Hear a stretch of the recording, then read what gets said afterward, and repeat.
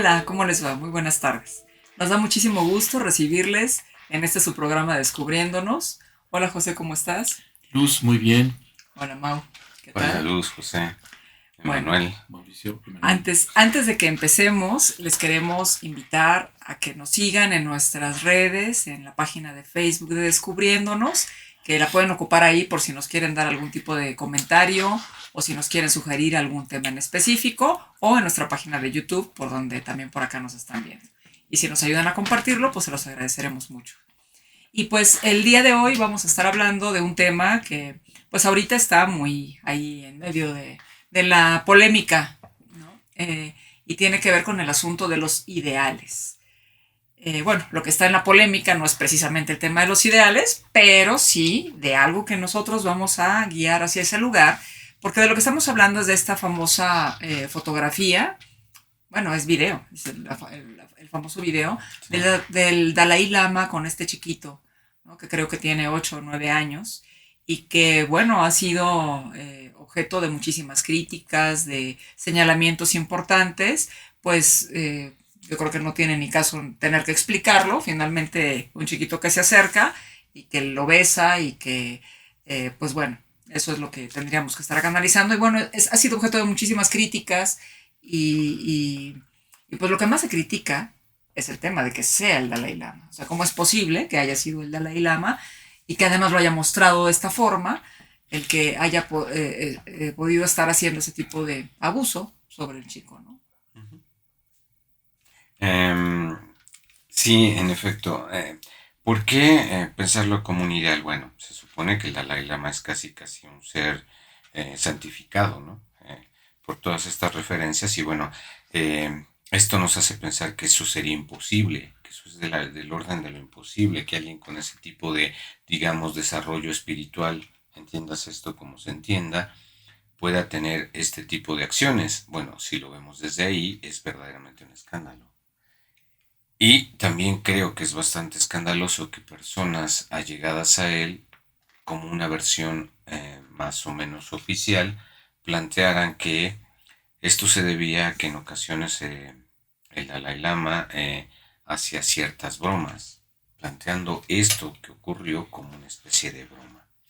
Sí es difícil pensarlo como broma y bueno, la respuesta fue inmediata. Inmediata, todo el mundo empezó a hablar de él como de ese santo a un demonio completo. Cuando bueno, pues finalmente creo que no es más que un sujeto más, con sus virtudes y sus defectos, con sus inclinaciones y sus espiritualidades y también con sus deseos que a lo mejor pueden no ser muy vistos de esa manera poco inteligente como lo manejó el Dalai Lama. Entonces, bueno, es por eso que pensarlo así, como alguien tan espiritual y tan cercano a la santidad, bueno, podía caer en este tipo de cuestiones. El escándalo está siendo y ha sido mayúsculo, ¿no? Sí. Es esto que dices de espiritual y acercado a la santidad me hace pensar, pues, qué es ser espiritual y qué es ser santo, porque ahorita, por ejemplo, estamos hablando en específico de esto que está ocurriendo con el Dalai Lama, pero hemos venido teniendo una serie eh, pues de evidencias de artistas, de escritores, de cantantes, de mucha gente que está en el escrutinio público, que son gente conocida y que llegan a tener este tipo de comportamientos y que son ampliamente criticados por ello. No porque estén bien, sino porque no se espera que ellos lo hagan. El tema es esto de santo, esto de espiritual, verdaderamente qué significa. O sea, cuando nos hemos detenido a preguntarnos qué es lo que representa y en dónde lo colocamos también, ¿no? Es que, o sea, es que es muy fuerte. O sea, si lo pensamos, es un anatema, por ejemplo. O sea, si un papa es nombrado en un cónclave, en donde se reúnen por obra del Espíritu Santo, en donde aquella persona que va a salir como papa no es una decisión del colegio cardenalicio, sino es una decisión inspirada por el Espíritu Santo. O sea, mi pregunta es cuando hay un papa que renuncia a su condición de papa, por lo que ustedes quieran, o sea, es como la pregunta es a quién le renuncia, o sea, al Espíritu Santo, a la iglesia, o sea, lo nombró el Espíritu Santo en este camino, digamos, pensado desde Dios. Entonces, me parece eso interesante porque está presentando un anatema. Y si estamos pensando, por ejemplo, en el Dalai Lama, ¿quién es el Dalai Lama? El Dalai Lama es un avatar de una de las, digamos, reencarnaciones de Buda. Entonces, si este señor se toma esas licencias, la pregunta es, ¿Buda no? O sea, si este señor es la reencarnación de ese avatar, de ese tipo de cuestiones, en donde él estrictamente, simple y sencillamente está haciendo algo del orden de un instrumento, de un medio, en donde en este ciclo de reencarnaciones y no sé cuánto, el que está protagonizando digamos, esa, es que digo historia, pero esta histeria, es entonces el Dalai Lama. Entonces creo que el tema es muy complicado, o sea, digamos, desde el punto de vista de los sistemas de culto, porque lo que estás diciendo tú, Mauricio, el tema es que estos señores son señores. Y entonces le Claro. ponen encima un sistema de culto donde se les quiere hacer suponer pues que tienen una serie de otras circunstancias, otras cosas en donde están investidos de otra manera. Y entonces hace poco, no sé, hace un par de semanas, estaba viendo que no sé qué diócesis de Estados Unidos en 80 años han abusado de más de 600 Sí, niños sí.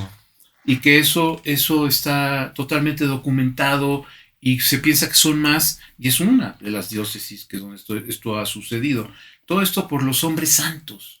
Entonces esto que tú dices de la caída de los ideales, esta parte donde aparecen los hombres, y lo que tú estás planteando, Luz, de que finalmente la condición humana, si les gusta, pues si sí o si no, pues pónganle azúcar, porque finalmente es la condición humana y están investidos de una serie de cuestiones en las culturas, en las sociedades, en las cosas que nos hacen suponer pues, que tienen algún monto de algo distinto y que entonces algo así es algo como terrible cuando pues sí, sí es terrible, pero no es algo excepcional. Claro, que existe.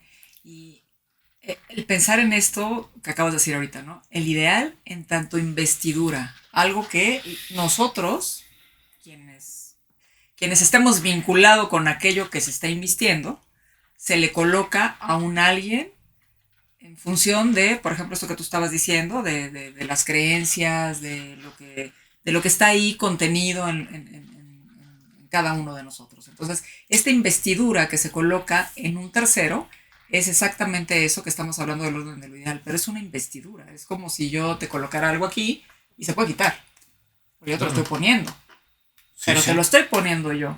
Y entonces es muy fácil pensar que es algo como si ya lo trajeran, ¿no? Así es, y bueno, por ejemplo, estaba recordando, si seguramente lo recuerdan, cuando los Beatles van a la India y van a visitar Maharishi esperando la iluminación, ¿no? Y salen terriblemente decepcionados porque el Maharishi empieza a tener una inclinación por una chica, y no por una, parece que fueron varias. Bueno, entonces salieron decepcionados, pensando, Dios mío, si esta era la iluminación, pues para qué venimos.